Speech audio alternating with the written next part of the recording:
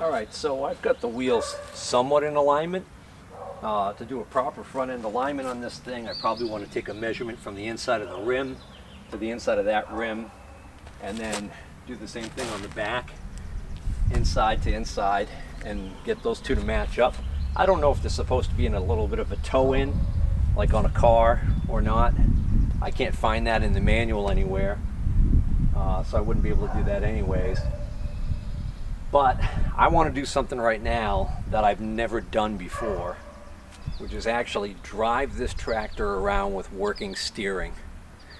So I got a long way to go before I can finish this project up, but I'm a little jazzed right now to quite frankly admit it, that I might actually be able to move this thing around today. I also wanted to point out that it's been a day since I pushed that plug where the oil leak was in the bottom of the steering box. It's been a day since I pushed that in and cleaned that whole area up, and I'm happy to see that that is still bone dry under there. So that oil leak has stopped. I'm going to drive it around a little bit, and if the oil doesn't leak, then I'm going to check that oil level and maybe put a little bit more oil in there and see what happens. But for right now, I think all I need to do is rig up a better way to secure my temporary fuel tank. It shouldn't be too hard to do. Probably just do a bungee cord and go from there. We'll fire this thing up, take it for a ride. Oh, I gotta put it would help if I would put the nut on the steering wheel. Oh well, I just cracked the plastic nipple off of my temporary fuel tank that I use. That was off of an old Briggs motor I had, probably off a snowblower. The plastic gets brittle, so it might have been ready to crack at any point. It didn't take much of a twist on that fuel line to snap it off, so I guess better it snapped off now with the tank empty and I was able to throw it away rather than have it crack while it's running. So I put my other really little tank on there, so I don't have them. That's not going to last very long. This thing's kind of a gas hog. I was going to just put the original tank back in, and then I looked at it and remembered that the inside of that tank, which you can see right here, pretty badly rusted. Just tapping it like that, I can hear the stuff falling. So that's going to need some definite attention.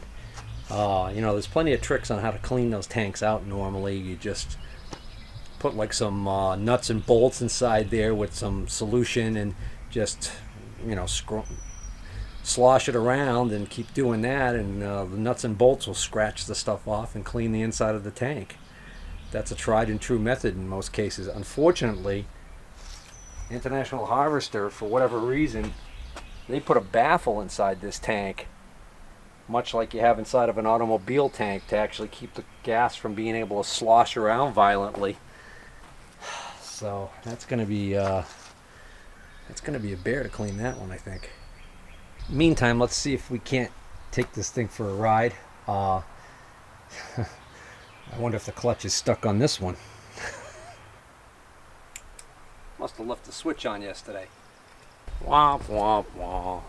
I left the ignition on overnight. Killed the battery. Well, while I'm waiting for the battery to recharge so I could take the maiden voyage, I decided to shake out some of the stuff I could hear in the tank, and this is the gist of it. It's all looks like rust, so that's not good. I was just getting ready to put the tank in the parts washer, and I did some more vigorous shaking, and look at the pile of stuff that came out. Oh, I'll tell you what, shaking that tank around is not easy. It's heavy, thick steel. All right, hopefully this battery's charged enough.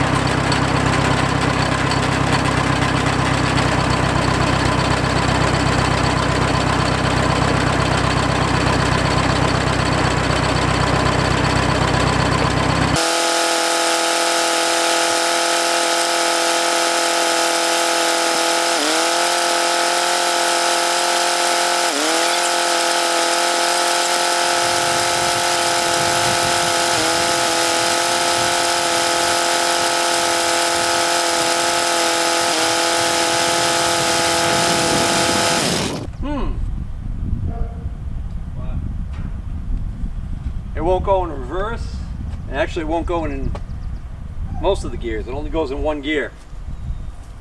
That's not good. No.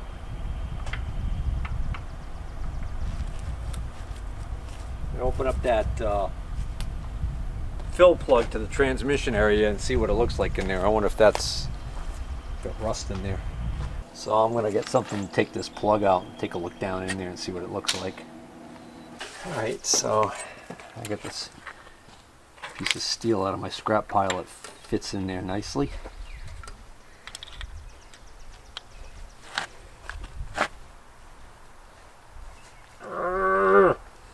Yeah, that hasn't been out in a long time. Ah, there we go.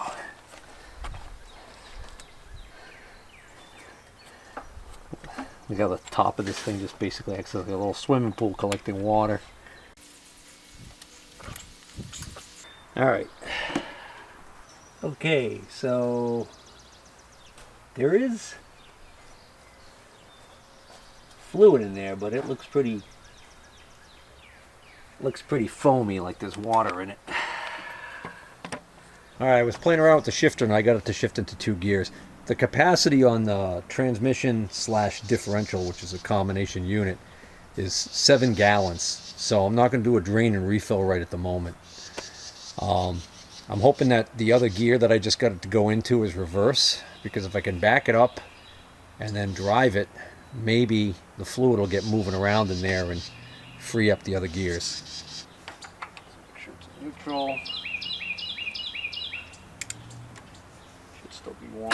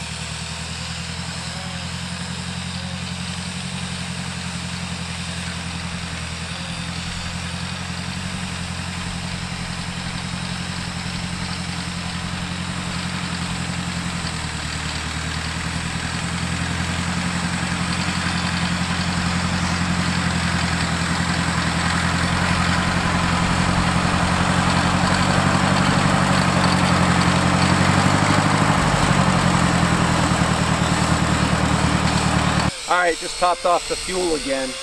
Gonna take it for another drive. So, seems like all the gears are working now, which is good. Look at that Hornet.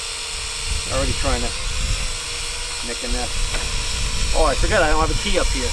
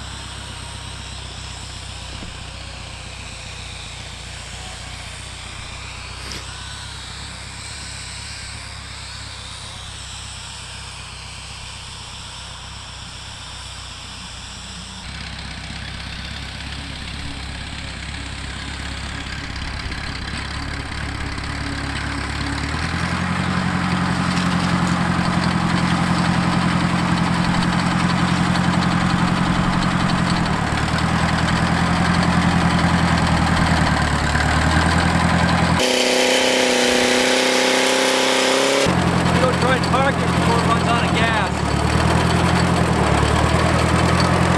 Top gear's pretty fast.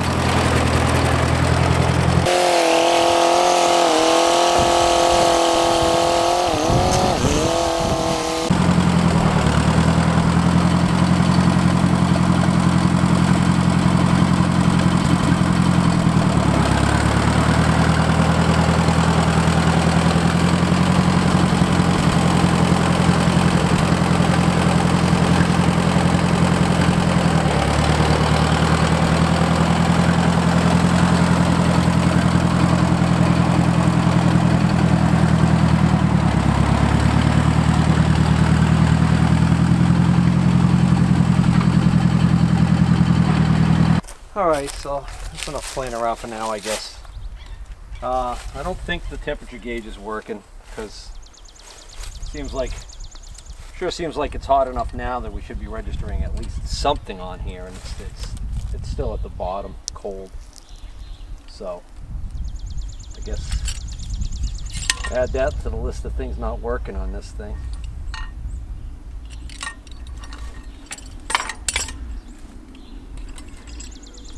Steering is still pretty poor. One of the problems is I think I'm still low on hydraulic fluid from that leak the other day, so that's not helping. But it still get that tight spot when the gears are meshing because of the bent shaft. So I don't know.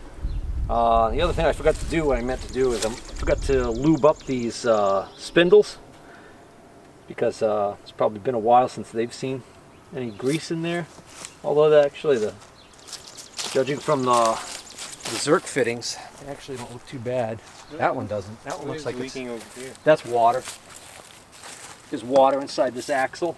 Don't ask me how it gets in there, but somehow water collects inside this axle right here, that's an adjustable front axle. You're supposed to be able to loosen these clamps and actually move these out to change the width of the front wheels. But I'll tell you, good luck to the person who tries to do that, because those are probably rusted in there. It's just water.